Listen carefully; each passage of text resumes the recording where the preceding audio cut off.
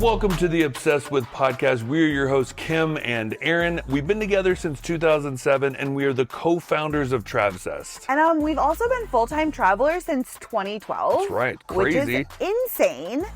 Join us here as we pull back the curtain with fun, juicy, and honest conversations.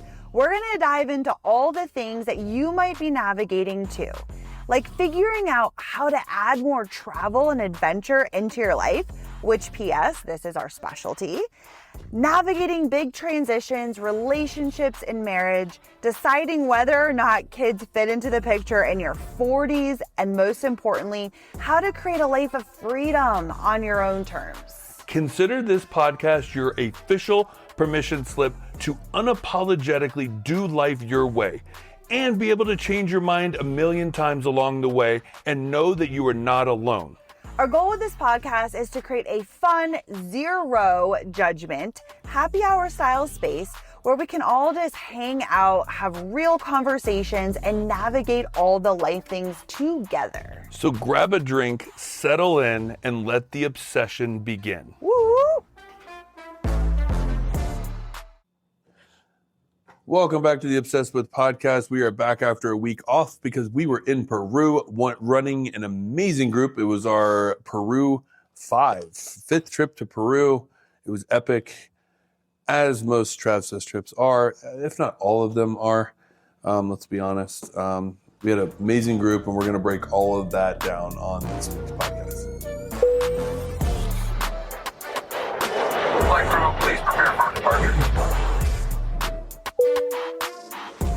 All right, welcome back. I'm excited to be back on the mic, talking about all the Peru things, kind of sharing some ins and outs of that trip. But first, before we get into all that, I just want to say that tomorrow, so if you're listening to this on Thursday when the podcast comes out, tomorrow we are launching the first ever Travsessed Weekend Trip. I'm really excited about it. Yeah. We actually tried to do this last year, but just like it didn't come together the way we wanted it to. Well, the people that we wanted to work with weren't available. We were kind of just piecing it together. It just felt like something we were shoving a square peg into a round hole. We're like, no, we're not just going to put out a trip because we want to. We want to do it exactly how we want to do it. Yeah. And so we kind of put a pin in it, and we were able to create the trip we actually want to do.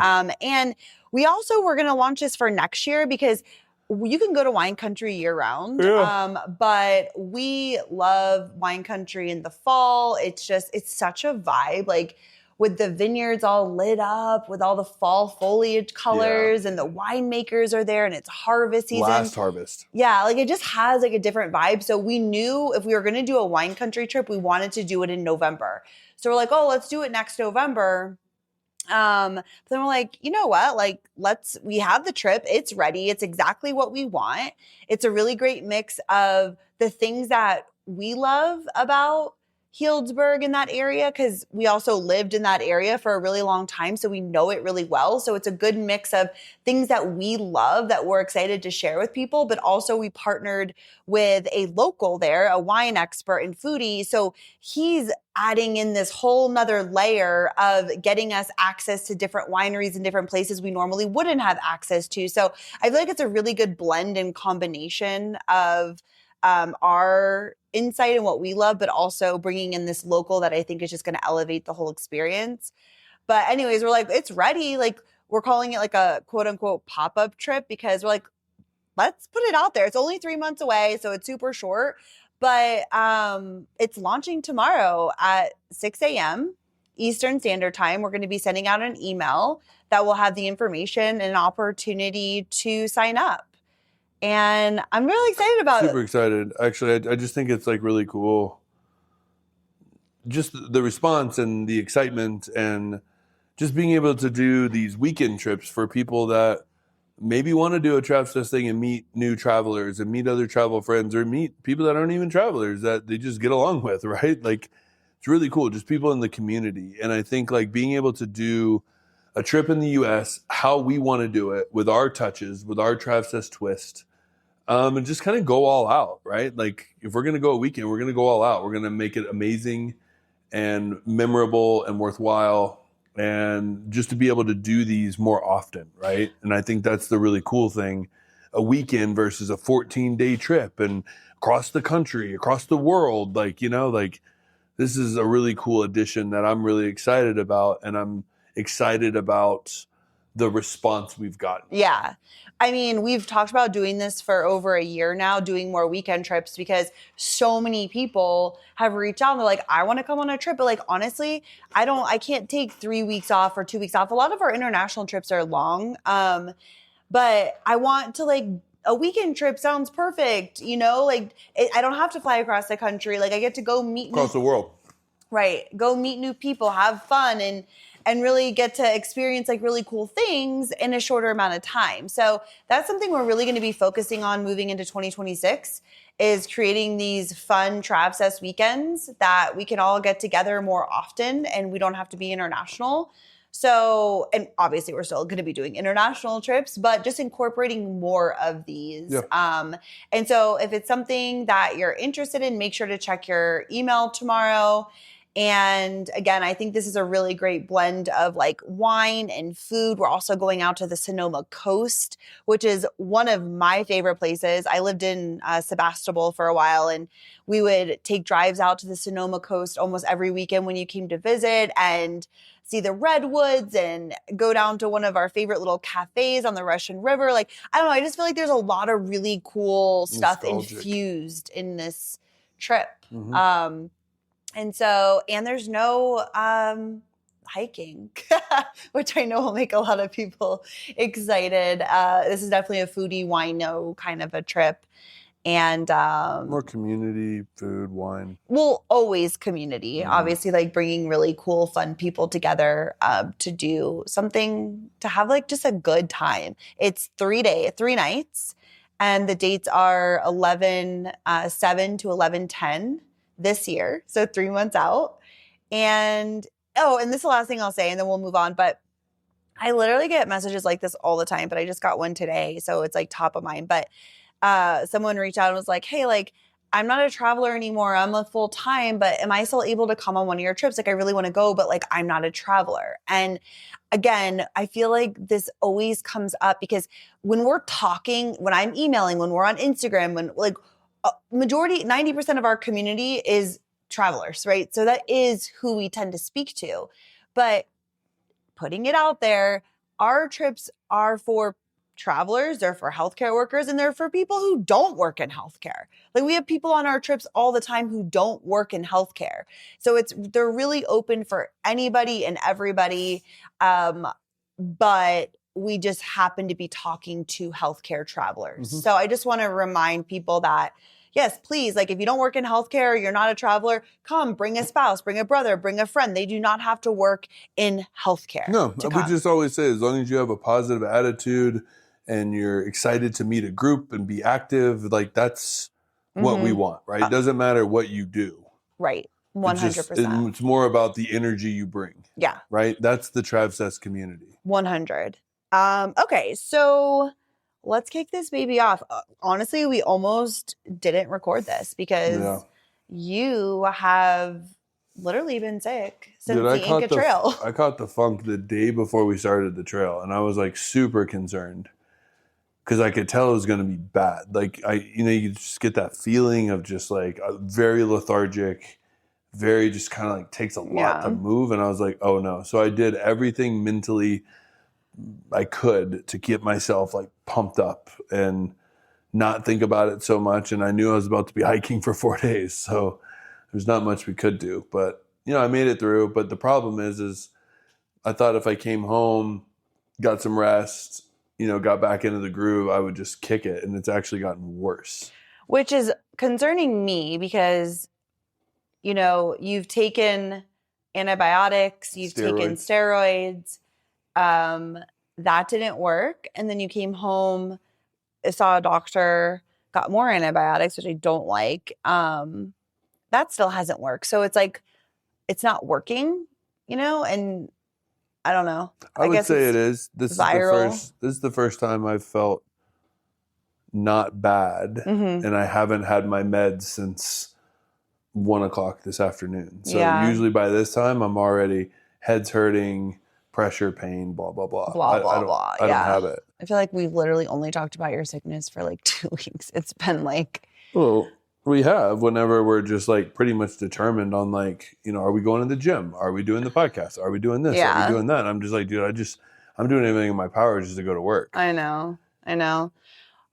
We all actually got sick, which is so funny because I forget where we were, but we were having a conversation and I was like bragging about how we haven't gotten sick in so long. Like I have not been sick in a really long time. And, I'm taking my vitamin C and I do this and all the things and like, oh, I haven't gotten sick.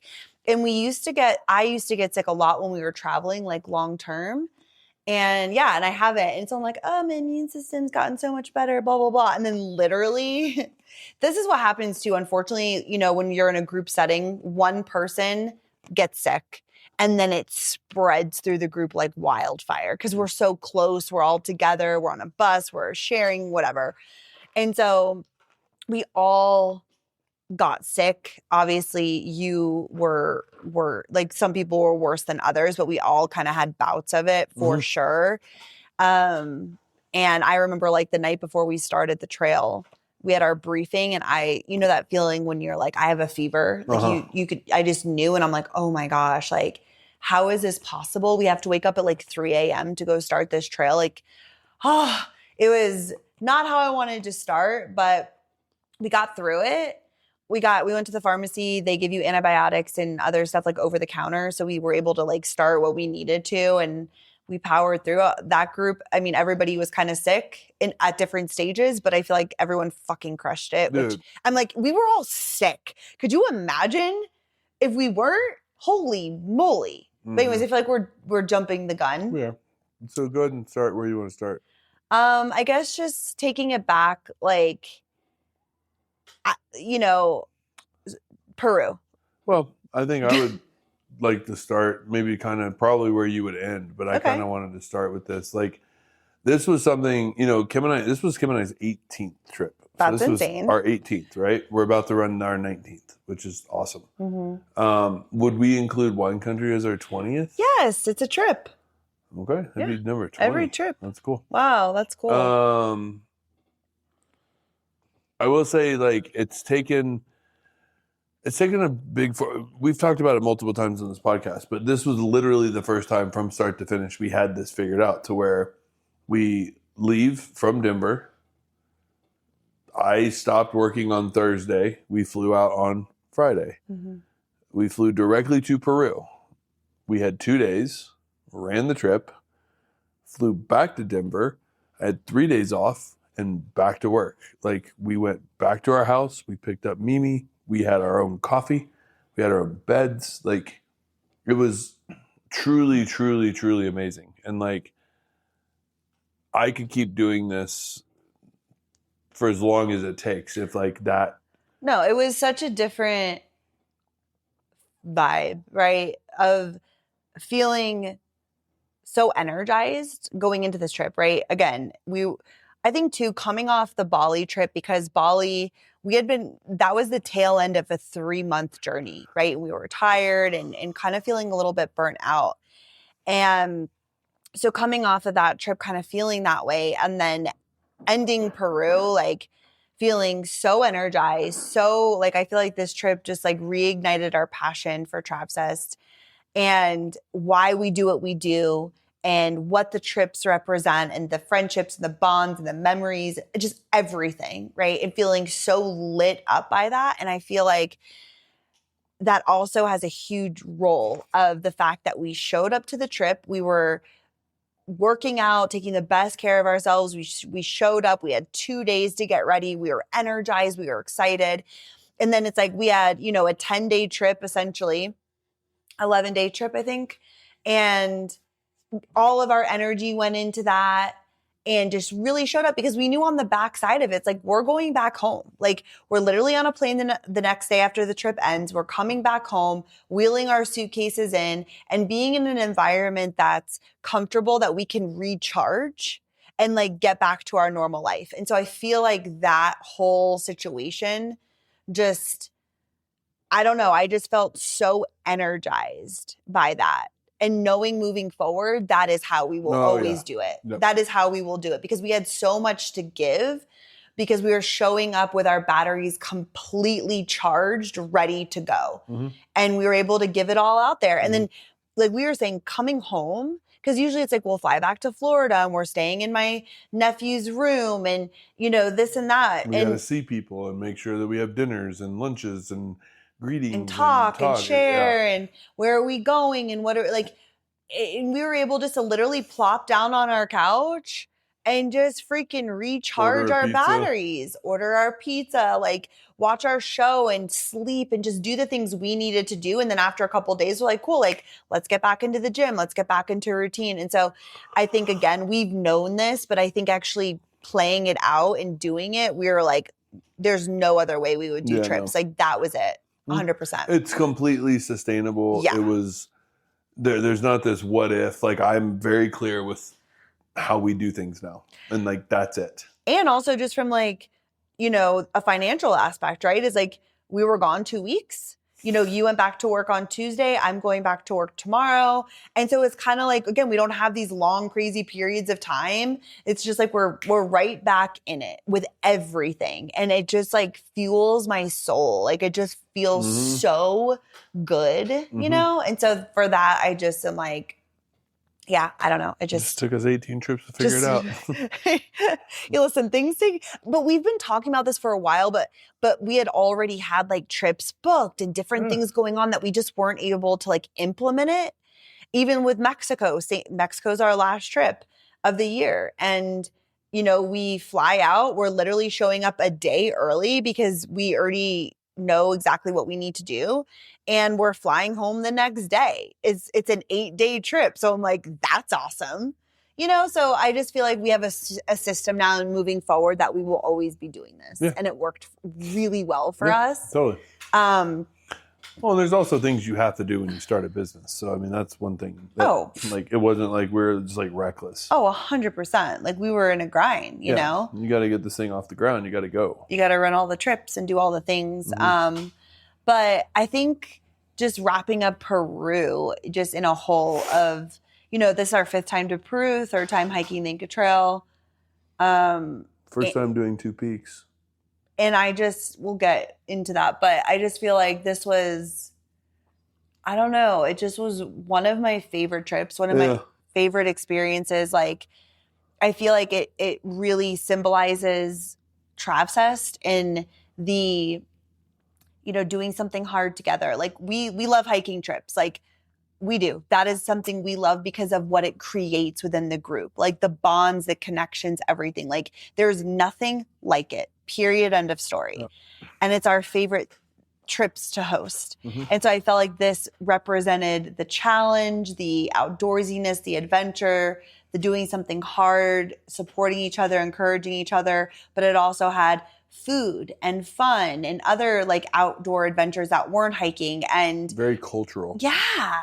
It had everything that we love. We love our partners there. We love our guides there. We've really worked to build relationships with the people that we work with there, and they feel like a family to us, you know?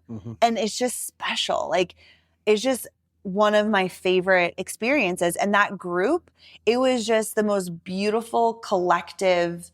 And again, we love all of our groups. Every group is different. Every group has its own vibe and magic, and people bring all different types of energy into every group.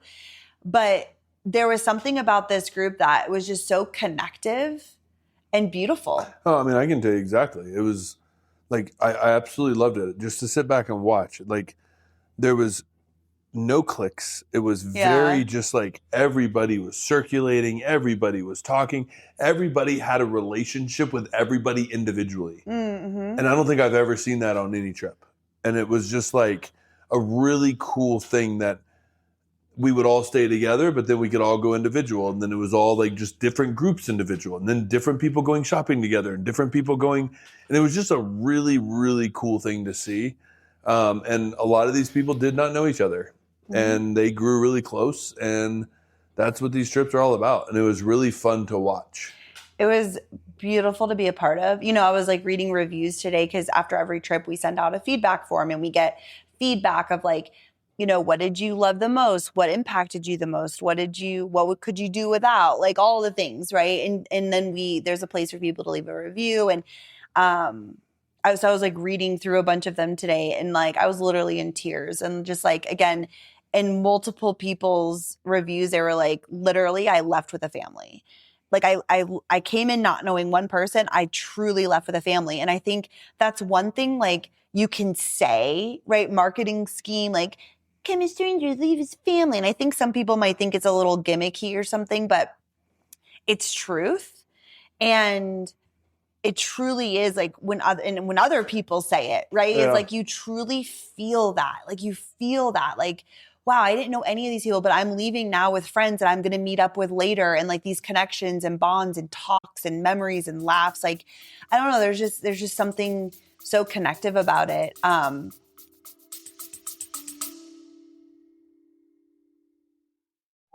Hey, real quick, we hope you're loving today's episode and we wanted to take a moment to keep you in the loop. If you work in healthcare or you're a healthcare traveler, or you know someone who works in healthcare and is interested in fun adventure travel, you've got to know about our Travsessed Adventure Trips. And listen, we get it. Working in healthcare can feel really demanding, overwhelming, and stressful. We spend so much time taking care of others that we forget to take care of ourselves. So let us take care of you on a Travsessed trip. Once you sign up for a trip, we literally take care of everything. The planning, the logistics, and all the little details. So all you have to do is show up, have fun, and make unforgettable memories with a group of like-minded, adventurous travel friends. This is your time to step away from the chaos, recharge, have some fun, and come back feeling like the best version of you. Everyone who comes on a Travsessed trip says you come as strangers, leave as family. Literally. Travsessed trips have sparked dozens of new friendships, adventure squads, and travel soulmates that last way beyond the trip. And honestly, it's not about the places we go. It's about the amazing people you meet along the way. We personally plan every itinerary based on our own travel adventures, so we have been there, done that, and know all the best things to do and see that you would not find on your own. Plus, we've got some awesome local friends on the ground to help us make each trip extra fun, special, and totally unique. Our trips are for active adventurers who like to get out of their comfort zones and push their limits. And the best part? We keep our groups small and intimate so you can form real connections like really, really fast. So if you're ready to ditch the planning stress, find your adventure crew, and travel like never before, head over to imtravsessed.com and grab your spot on one of our next adventures. That's imtravsessed.com. Or you can send us a DM over on Instagram at Kim and Aaron G. That is KIMANDERRANG. Just DM us the word adventure and we can chat more about it. You can also find our Instagram, our website. Everything is linked in the show notes below.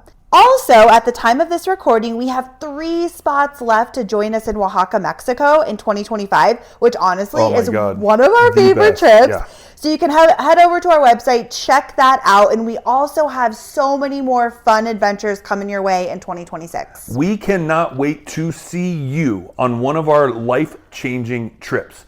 Now let's dive back into the episode. You know what else I liked was this group's energy. There was so much energy within the group that it really took a lot off of us. Yeah. They all just held the energy and it was fun and entertaining and community driven, and like everybody was involved and it was a lot of fun. The personalities were able to shine individually. And I think that was really, really awesome. Yeah.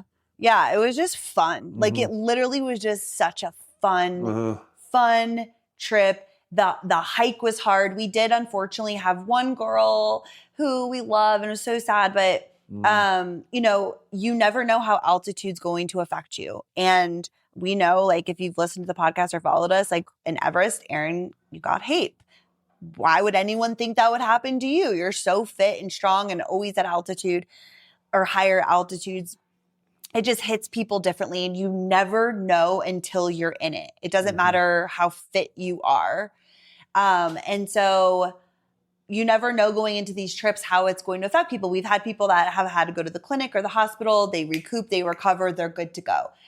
And we had one girl who it was our first night, and she got really, really sick. Ended up going to the hospital and just severe altitude sickness. Yeah. Acidotic. I mean, completely body just thrown off.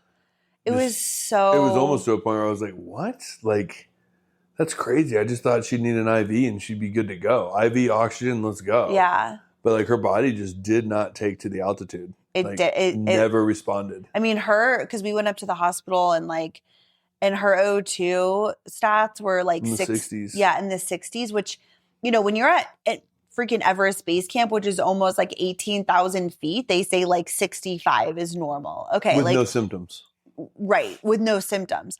We were in Cusco, which is like under 12,000 feet.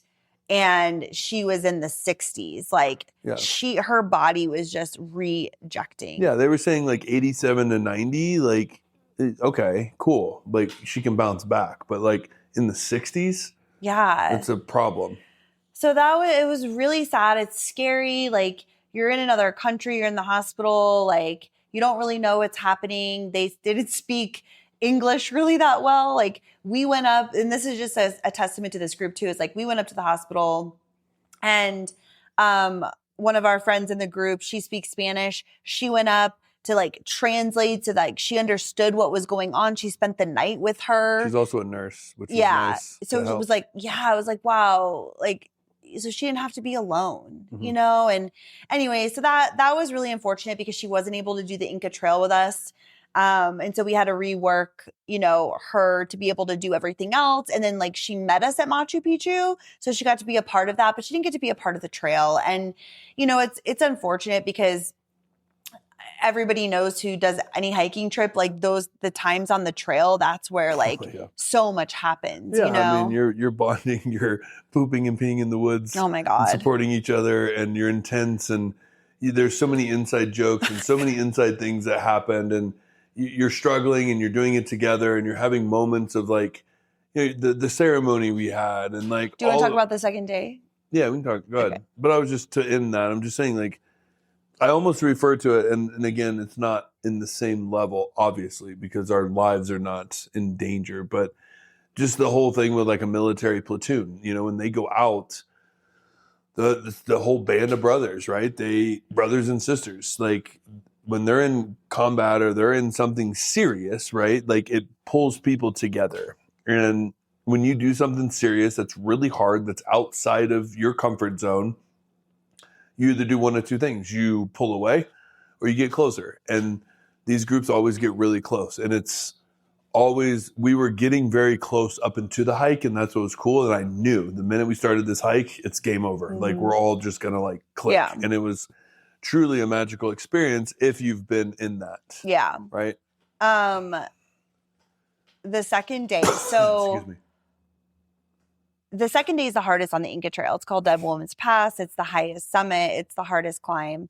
And I was interested in how I felt doing this now that we have hiked, in multiple places, like Everest Base Camp. We've done 14ers. We live in Colorado now. Like, what is this really going to feel like? I think it's 3,500 feet of elevation gain or something like that. 2,950. In 2 miles. Okay. So granted, because I was really sick that day and like my chest was burning and all the things, I don't really feel like I was able to get like a really great gauge because everything just felt challenging. We still freaking crushed. So I'm like, I can't imagine if we weren't sick. I feel like we would have but we would have went up pretty quickly. I mean, I wasn't feeling good either. Like you said, I couldn't go as far, but the one thing that I could gauge it on was like, because of our training and because of what we've done, I would stop for a second, take a couple of breaths in, and I was good to go. Like, it wasn't like I was like, oh my God, I have to sit down. Yeah. I can't make it. how much longer? Right. This is horrible. Right. Just like, okay, like how much farther do we have? Cool. Like I just need a couple breathers and then back up and let's Yeah. go. Like, so it wasn't, I even doubled back for you guys. Yeah. I will say too, I was talking to our friend Laura. She did Everest Base Camp with us. So we had something to kind of like relate to, because in Everest, I would kept saying like, I feel like Peru was harder than this. Way harder. And I don't know why, because like Everest is a higher elevation. It's longer, right? It's like 11 days. But I'm like, I just feel like Peru was harder. And I think because in Everest, like you are moving very slow. It's less mileage a day, all of the things. But I'm like, that's crazy to think, you know? And then doing the Inca Trail again after doing Everest. And I was talking to Laura, I'm like, what do you think? Like, you've done both now. And she's like, it's hard to say because, yes, Everest is 11 days. Like, that's a long time. Like, Inca's 4, you know? And, you know, there's different parts that are harder and more challenging. But that Dead Woman's Pass is one of the steepest, hardest climbs, even comparing it to Everest. Like, I don't feel like we had any crazy. Not anywhere close. It was all gradual. It wasn't this crazy climb. And Dead Woman's Pass is stairs too, and it's just hard. It's a hard climb, and I think we all agreed, like we talked about. I think we all ended up agreeing that it was the hardest, and versus Everest, like it was harder because of that steep incline, plus you're going further each day as well, and you're moving at a faster pace. Yeah, I mean, that day, for the first time ever, for us, you know, we've done it, this is our 3rd time, we had to do 2 peaks. And so that day, when we started, it was 2950 of elevation gain in 2 miles. Then you come down 2,091 feet of elevation, down to the base where we had lunch. Then you start in less than a mile again, 1,435 feet of elevation for the second peak. And then you come down 1,335 from that. Like, that's heavy. It was like 10 miles altogether. Just an insane day of, I mean, we gained over 4,000 feet of elevation on our own 2 legs, and then declined almost 4,000 as well. And like you said, like we've always, so 3rd time doing the Inca Trail, we've always just done the 1 peak. Dead Woman's Pass, you go down, you're done. Like where we had lunch is where we're usually camping, right? Like you're done for the day. And that's hard enough. Because also going down that incline, it is steep AF. It is hard. It is steep. Like it is also very technical because you have to, every step you're taking, you have to be intentional with, right? So it's very like mentally draining. So then we do Dead Woman's Pass, which is really hard. Everybody does it. Everybody makes it. Freaking amazing. They crushed it. There was also one girl who was going to turn around on day 1 and was like, I don't think I can do this, and decided to keep going. And she did, and she freaking crushed it. Like, I was so proud of her, because that's a really hard decision to make when you're like, I don't know if I can keep doing this, especially knowing what we were getting into on day 2. If day 1's hard, day 2. Oh, right. Like, yeah.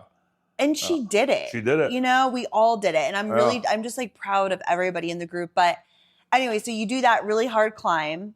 Then you go down. We had lunch. We're all freaking like, oh my God, dude. That was a full day. Yeah, it was a full day. Then we had to gear up to do that second peak. And the second one isn't as long, like mileage wise, but it's very steep. And I couldn't remember it, like, because it's been a few years since we did the Inca Trail. So I think I had blocked it out because I don't remember it being as freaking brutal as it was. I'm like, oh, it's fine. I think it was a mile or something. I blocked it out too, because Like, I don't it's even fine. remember that last little climb at where the lake was. No.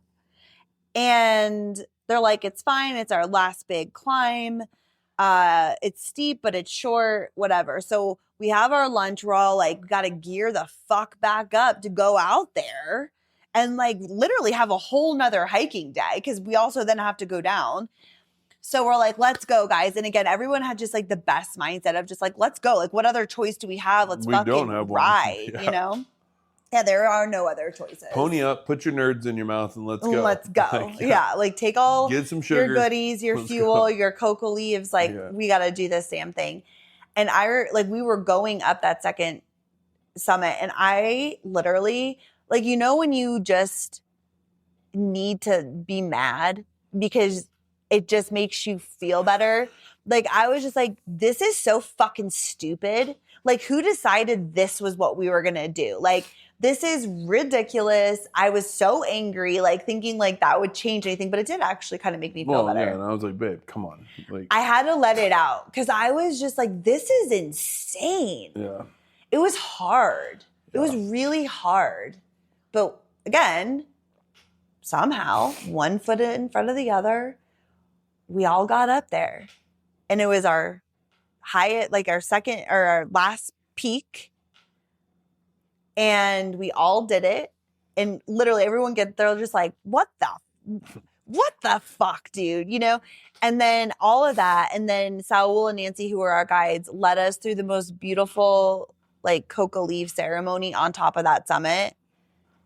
And well, it's their Pachamama respect to the mountains, to the earth. It's not a religious ceremony. It's like just a thanks to the earth around us and the mountains and just everything that we have, and connecting to nature and ourselves, and taking a reflective moment, and the way that they describe it, and you can just feel the passion and the love and then Nancy, just Jesus, like, I mean, it still like makes me emotional, like even thinking about it, like when she talked about it, just like the connection of like, life is hard, the Inca Trail is hard, like you can do anything, you know, and it's like, it has ups, it has downs, and like, that's life. And it was just like such a comparison, and just kind of brought the Inca Trail a little bit closer to me through that speech of just like, you know, you're right, like this is like life, you know, and like we all did this together. It was just a really, really cool moment. And also her saying, you know, again, Nancy was one of our guides. She's crying. Literally, we're all crying. Just buckets of tears, every single person. Because you're also feeling her emotion. And we also just did something really hard, which makes you emotional as well. And like, she was, you know, don't ever take this for granted. Like, be so grateful for where you are right now. Like, people, you know, dream their whole life to come to Peru. Like, all the opportunities you have, the travel you have, the community you are, like, never take that for granted. Be so grateful you're here. Keep traveling, keep seeing the world. And it was just like, again, those moments. And she said something like, you know, stop, not that we were doing this, but just like in general, like, stop talking about how hard things are. Have gratitude for what you're doing, you know, and like having an able body. And it just kind of switched that gear for me too, of just focusing on that, right? Because what you focus on expands. It's like, yeah, this is hard, but I'm so fucking grateful to be here with all of these people in this moment right now on this peak. Like, look at what we get to do. Look at this life we live. We're in Peru. Like, and it just really put things in perspective. And we all needed that moment after doing something so hard. And it was just absolutely beautiful. Well, and it was cool because Saul was like, should we? And Kim and I were adamant because one, I know how beautiful that ceremony is. What you don't know is how the group's going to take to it. And I think if there was a time, it's then, because I know like you're already feeling emotional. You're already feeling like accomplished. And there's no better way to bring that ceremony, because the way that like Saul and Nancy are so connected to that trail and to nature and everything, that I knew they'd do such a beautiful job. And like, it was the perfect time and it worked out just amazingly. Well, it's funny because Gorilla, who we love, we all had like funny names. It's a game we do now. Yeah. So we all have funny names. But her name is Jean, but we literally only call her Gorilla. Anyways, she was just like, when we were doing like our Peach Pit Buffalo, you know, like that was literally my pit. Like that was it, that second peak. But that ceremony turned that into a peak of it, just completely shifted my entire perspective, right? And how powerful that is. And so, yeah, that was such like a highlight moment and just a sharing. And literally we all went down. By the time we got to camp, was that the night we looked at the stars? They were clouded over. That's right. Because we had... That's when you were like, we should have stayed up. And I That's was right. like, are you kidding me? We were up at 5:30 hiking. So we went to bed. So again, by the time you get to camp, you're exhausted. You have your happy hour, which we love, with our popcorn and tea. And then we have dinner. And then we're all literally like, our eyes are closing. So we go to bed so early. And we were going to look at the stars because I was like, this is the best place. Like, which we saw the stars the night before. You could see the Milky Way. Like, it was just Stunning. The skies are insane. But he's like, this is such a great place to see all the things. I'll show you the constellations. But we were like, it was overcast and we were all so tired. We're like, we know if we wait a little bit, it will clear. But we were just like, I just can't. I'm so tired. So we go to bed. I end up waking up it's like 8:15 p.m., which is so. Already been asleep for a couple hours. Not a couple. We went to bed at like 7:30. But I like went outside of the tent to pee and I looked up and it was the most beautiful bright sky. I'm like, damn it, we should have just waited a little bit to see the beautiful sky. But everybody was just passed out in their tent. And yeah, I don't know, man. It was just, and you know, the last 2 times we had done the Salcantay Trail. And so this was like us coming back to the Inca after 3 years of not doing it. And again, just that feeling of hiking through the Sun Gate, hiking through Machu Picchu, and all of us just being like, we just fucking did it. Like, oh, and that's the other thing is the Inca Trail, because even on base camp, like every tea house we went to, you had an opportunity to get Wi-Fi. Might not be good, but you could get on if you needed to. Inca Trail, no Wi-Fi, no signal. Like our guide has a satellite phone, but that's it. So I think that's also maybe a reason why we always feel so bonded and connected on the Inca Trail, especially because nobody is on their phone. And yeah, we're like looking at pictures and we're sharing pictures, or we're not even sharing them actually because we didn't have service, but like nobody's on their phone. Like we're not at happy hour on our phones checking in with people or posting or whatever, because you can't. We're all just there together, talking, laughing, being delusional, just like sharing in this experience, being present exactly where we are, which I think is so rare in today's world. You're constantly like, where's my phone? What's going? Oh, I got a message. Like, and that's just kind of a normal part of our life. So to me, there's something really, really sacred about that. And I enjoyed every second. So hiking into Machu Picchu and then our phones, we all get service and you're just like, oh. Yeah. Our group, there was one girl, she was like, I have to FaceTime my husband. He has to see this. And she Who was did like, Kitty. And then she was like, but I'm going to put it back on airplane mode. And I was like, no, you do what you need to do. Like, it's fine. She's like, no, I've actually really liked having it on airplane mode. Everybody did. Everybody was like, this is amazing. Yeah. We didn't turn it on until the train. And then that even. Oh my. Can we talk about the train for a sec? Oh, yeah. This was. Wait, so after Machu Picchu, we go have lunch, whatever, and then we take a train back to... Well, a celebratory lunch. There was, we've been 4 days on the trail, no drinks, nothing. And so when we come back, we do some Inca tequila shots and have a little cocktail to celebrate with our lunch. Yeah. And so... It's fun. It's a fun celebratory lunch. So we get on the train. The train takes us back to where we pick up our bus to go back to Cusco. And we all like settle in. Again, we had been hiking all day. We've been up since 3 a.m. We're all like tired. We're like, cool, train ride home. Let's fucking go. We get on the train. We're all sitting in like different seats because they don't always put us all together. And all of a sudden, like we're going.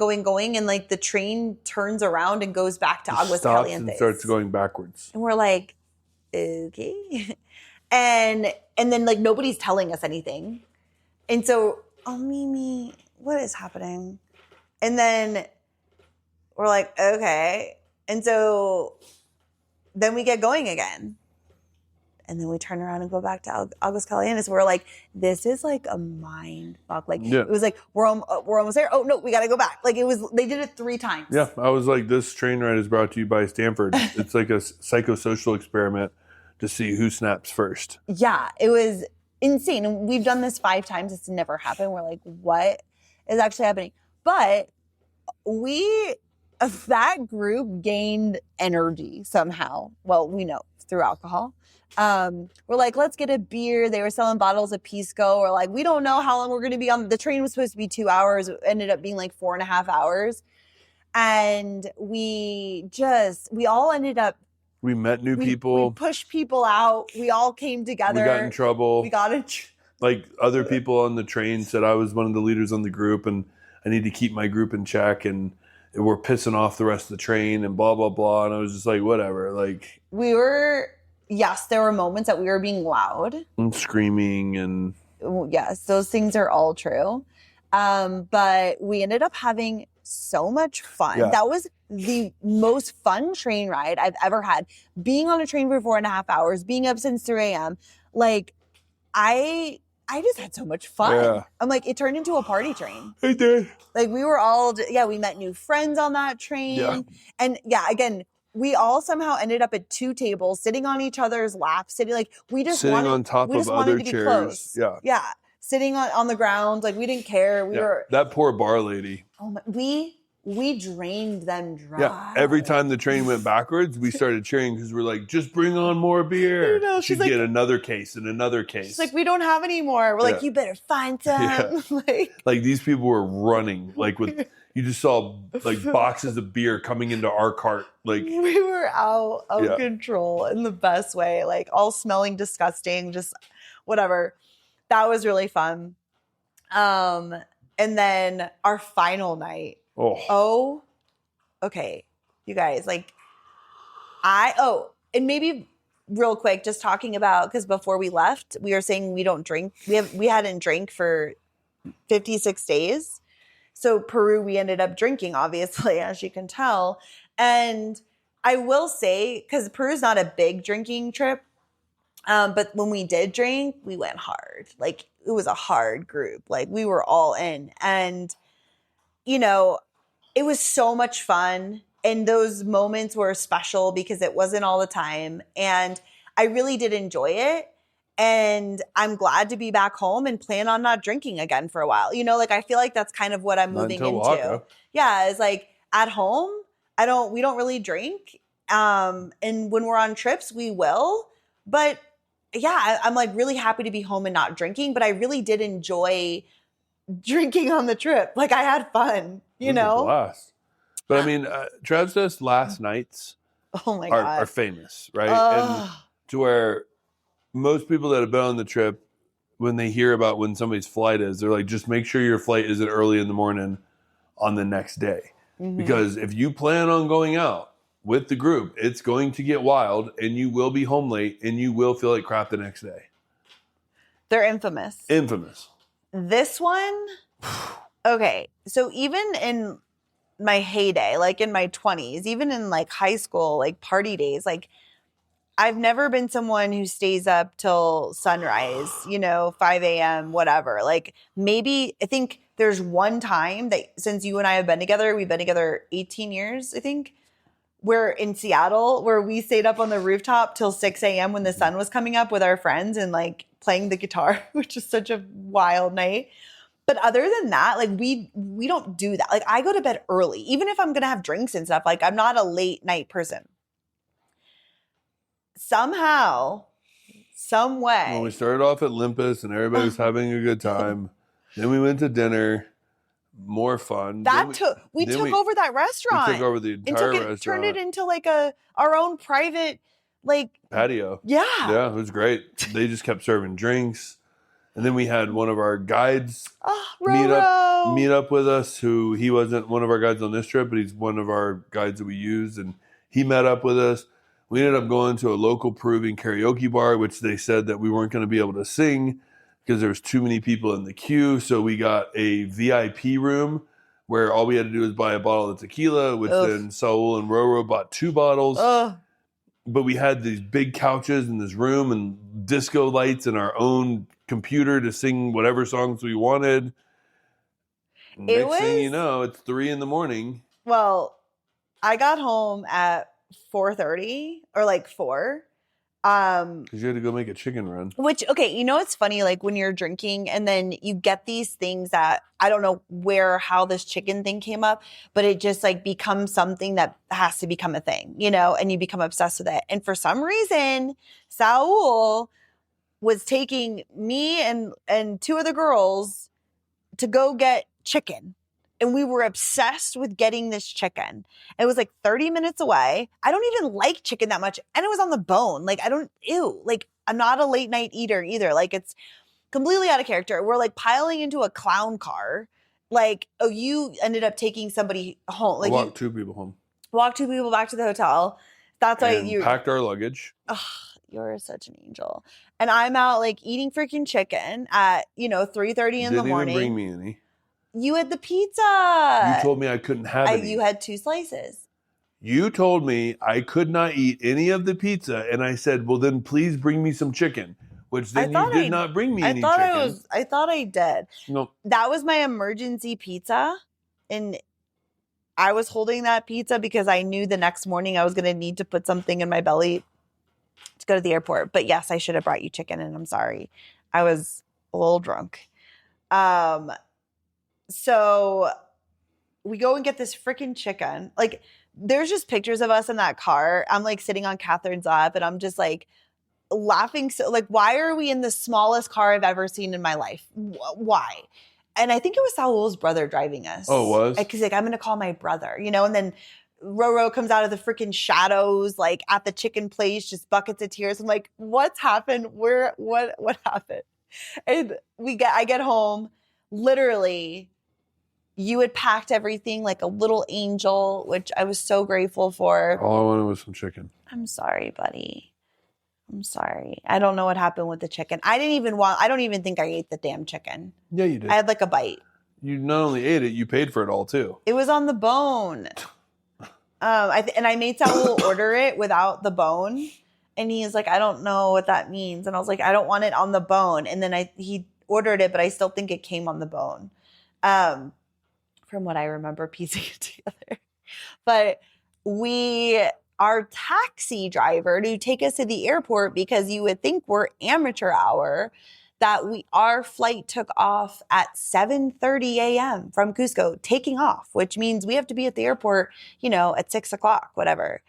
And normally we would never book a flight like that, but the way that the flights were working, that got us home the same day. So like we wanted to get home essentially. We could have booked a later flight, but it messed up all the other times, whatever. So like, it's fine. We'll just book it. And you even said like, this is going to be trouble. Still got home at 4 a.m. on Saturday. So you're fast forward. You're going so taxi driver picks us up at 5:30. I get home 4:30 in the morning. I lay down my drunk ass. I don't even set an alarm. I'm like, whatever, I'll leave when I leave. Like, just not even in my right mind. You didn't set an alarm either. Yes, I did. Oh, well, I didn't hear it. I slept right through it. So I literally closed my eyes, and 2 seconds later, it feels like the hotel phone's ringing, and they're saying, your taxi driver's here. And I'm like, I'm still sleeping.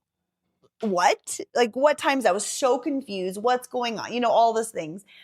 And I'm like, oh my gosh, tell him it will be 10 minutes. Like, we'll be right down. And he's like, I don't know if you're going to make it to the airport. I'm like, we're 10 minutes, we'll be down. Like, yeah, shut fine. the fuck up. Like, Cusco's like the size of our bathroom. Yeah. And we got there with plenty of time to spare. But anyways, I'm that like you're still drunk, but you're confused, and now you've been sleeping. So you're like, where am I and what have I done? What am I doing with my life? I like jumped in the shower, threw on my clothes. Thank God you had like packed everything up. You got ready. We had the emergency pizza. I'm running out of the room holding 2 pieces of pizza. My friend gave me a Zofran. I popped that shit. I think that saved my ass. I had an emergency Coke. Like we had the backups because we knew. And we somehow made it to the airport. Like, I don't know how, I just don't know how I got through that. On literally 30 minutes of sleep, I was shaking. Like, I guess when you have alcohol, is it alcohol withdrawal? What is that? Detox. Is it a detox? I was shaking. Yeah. Like, like a crackhead. Yeah, me too. And Just standing there, my legs were just like trembling. yeah, I was like, I need a fix. Like I was still. No, So Summer went and got a Summer went and got a drink. I forget where we. Oh, in she got Lima. Bloody Mary. That was a good idea. Yeah, it was actually probably. I don't know. I've never been a hair of the dog kind of gal because when I feel like that, the last thing I want to do is put more alcohol in my body because I know it needs to run But its you didn't course. feel bad. Well, so that's the thing is like I was still drunk. So I was really worried that when I wear off with the drunk, I'm going to be really fucking hungover. And that's the thing is like I get hangovers really easily, right? We've talked about this so many times. And so in my hangovers can be violent. Like the throwing up, the pounding headaches, it lasts all day. It's terrible. So I'm like, oh my God, I'm not going to be drunk anymore. Then I'm going to be horribly hungover. And it's crazy. The amount of alcohol that I drank. Yeah, I was tired. I didn't feel my best, but I did not feel like that hungover, which miracle. That was a miracle from God. It was honestly kind of interesting too because I was so tired. I don't really remember the flight from Lima to Atlanta because I just like passed out, and I do not sleep on planes. I mean, you say that, but I literally look over and you're passed out before we even take off on a lot of flights. Like the hunchback, just like completely like. Yeah, but that lasts for like 10, 15 minutes before my neck starts to hurt. Yeah. So like, it's not like I'm like, oh, I'm so cozy. I slept for 8 hours. Yeah. No, I slept like that kind of tired that I would just be sitting there with my eyes open and they would just close. Mm-hmm. Sitting up. Like I don't sleep sitting up. Like even on a plane, Right. I don't. Like very hard for me. I have to put my head down, whatever. I would just be sleeping, sitting up and like wake myself up from like, like I probably look like an absolute monster. I didn't make it through one movie. No. I would start one, fall asleep. And then I'd wake up and be like, oh, it's almost over. So then I'd start another one. Then I'd go back and like try to rewatch and I'd fall asleep again. And like, when we were taking off from Cusco, I was like, can you film us? Like taking off, right? It's one of my favorite takeoffs, whatever. We were saying goodbye to Cusco. It's nostalgic. And we were about to take off and I looked over and you were literally the Hunchback of Notre Dame. Like phone in hand, like getting, we were on the runway. And I was like, you know what? I'm not going to wait. I'm not going to wake him up. Like no big deal. But you were like ready with your camera, passed out. And then I was like, whatever. And then I like turned back and all of a sudden you're like wide awake filming. I'm like, how did you go? Like, how did we get there? Yeah. But then you like fell back asleep afterwards. Yep. But that ended up being the longest travel day of our life. And that is saying a lot considering we fly to Bali all the time or on the other side of the world. We might as well have flown to Bali. It was the longest. Well, do you think it was that because our day never stopped from 7:30 the morning before? That could have added to it because we didn't sleep. But okay, we left at our hotel at 5:30 a.m. and we got into our apartment in Colorado at 4 a.m. So it was almost 24 hours of travel time. Which it is 24 hours. Right. So, right, because we were an hour. Yeah, we're an hour behind. So it was 24 hours.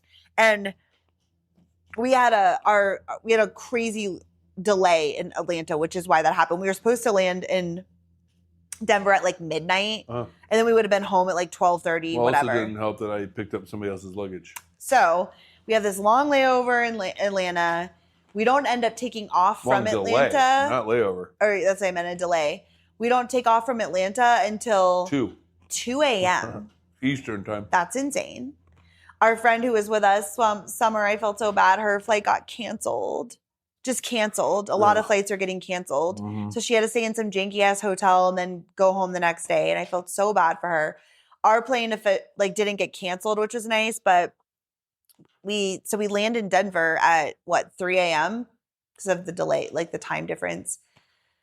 And we're like, okay, oh my God. Like I slept on that plane too. And I just literally slept like a freaking boss that whole trip. You were out. I know. I didn't sleep at all. I was so freaking tired.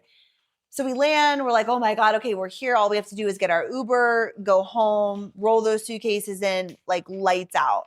So we're literally like halfway home. And I get a call from Delta, which I never answer my phone for numbers I don't know. I'm like, they'll leave a message, whatever. It said Delta, didn't it did say Delta, thank God, because if it would have just been like an 800 number or something. And they were like, hi, yes, I think you have the wrong bag. And I'm like, no, I have my bag, whatever. Like, why are you calling me? You know, just like annoyed. And they're like, well, you know, did you come in on this flight? And is this your bag's this color? Can you please look to make sure you have the right bag? I'm like, what? Because it was your bag. You have a turquoise suitcase. You grabbed it off the conveyor. And I have my black bag. You know, and so you're looking like, no, that's my bag. But she's like, listen, I have somebody here. Like, we have your bag. We have your bag right now. You have someone else's. Can you you need to make sure. So we asked the Uber driver to pull over he didn't speak English, didn't understand anything. So it was like really frustrating. So we're trying to communicate, whatever. So pull over on the side of the road, look, not your bag. So I'm like, well, what do you want me to do? They're like, you need to bring the bag back. Like, the person's waiting for their bag. And so we have to go all the way back to the airport, okay, to bring back the bag. Again, we're now absolutely exhausted. We're like, how could this even be happening? We wheel the bag back into baggage claim. We're asking the driver, can you just wait? And we're going to do another. It's funny. He dropped us off almost like we were taking another flight. I'm like, bro, you just picked us up from the airport. And we kept saying arrivals, not departures. And that's funny. That's my thing is we just got back from a country that if I don't speak the language, that's my fault. But then I was so tired. I'm in my own country. I just wanted somebody that spoke English. I know, because it was just he wasn't understanding. And then we were like, we just have to run in and get this bag. And then we want to go home. And he was like, so we ended up just having to get out. Well, then he was like, cash. Oh, give me cash. And I'm like, dude, I don't have cash. That's the reason I do Uber. Yeah. So it's just frustrating. So we get all of our shit out of the car. We're like, you know what, whatever. We'll just have to get another Uber. Because we had already pre-planned this one, where you pre-plan it. It's waiting for you. It's super easy. So whatever, we're just going to have to get another Uber, go through the whole process again. So we go in to bring the bag. And it ended up being this woman who I saw from the plane. She was traveling with her daughter. She was carrying all this shit with her, car seat, this, that. You could tell she was stressed out. Everyone was exhausted. The plane was delayed. She's got her little girl with her. And it happened to be her suitcase. And I remember seeing her get off the plane. I'm like, that poor woman, she needs to go home. And then we took her suitcase. So she then had to wait at the airport, for us to return her suitcase. I would have been livid. Because you're just you just want to go home. And now, they didn't know when we were coming back. I felt so bad. I know, I did too. I was like, I'm so sorry. And she was so nice. She's like, listen, things happen. It's fine. But I mean, now it's 4 a.m. I felt so terrible. And so then we got the right suitcase and then had to go get another Uber, all that. So by the time we got home, I think it was 4:30. We wheeled in the door at 4:20. 4:20. And we took showers. I crawled into that bed and you would have thought it was the king's palace bed. It with the fan and clean clothes, the air was Clean sheets. And it was just it was our bed. And we knew I'm it's 4:30 in the morning. And listen, I don't have shit to do tomorrow. That is the best feeling of just, you could sleep all day if you needed to. So it was just, oh my God, it was the best sleep. But we did end up getting up at noon because I'm we don't want to. We had to go get Mimi. We had to get Mimi. And I didn't want to sleep all day and not be able to sleep that night. So we got Mimi. We ordered our little Richie's New York cheese, well done, garlic knots. It was magic. We watched our show. It was the best day. And then that night we slept well. The next day we had another just complete fuck off couch. We actually did get some work done for Travsessed that day. We got tons of work done. Yeah. But we we're just in the couch. We didn't go anywhere. No. And it just felt so good to have those days to recharge. And then the next day we got back into okay, let's get back into the things that we need to do for Travsessed, get to the gym. But just having those days to just recharge, where I'm like, if I don't want to leave the couch or take off my pajamas, I'm not. And that's the best feeling ever. Yeah. It's rare. The only thing that would have made that cooler is if we had our couch that's in storage.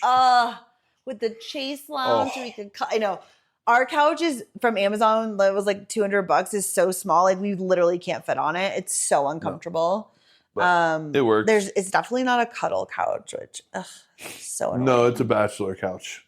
Even not No, so. not even. It's for a child. It really is. is. It's a child's couch. It should be in a children's room. Or My a very feet small hang over. person. Yeah. Anyway, all right. I think that's it, right? Yeah, You're that's done. it. Okay. Yeah. But all in all, great trip, great experience. Happy to be home. Like so happy to be back in Colorado. And I go back to work tomorrow. And we have 4 weeks before Mexico. Yep, 4 weeks before Mexico. I mean, if anybody wants to take a last-minute trip to Mexico, there's some spots open. Let's go, bro. Like, let's go. Like, you could literally spontaneous trip to Mexico.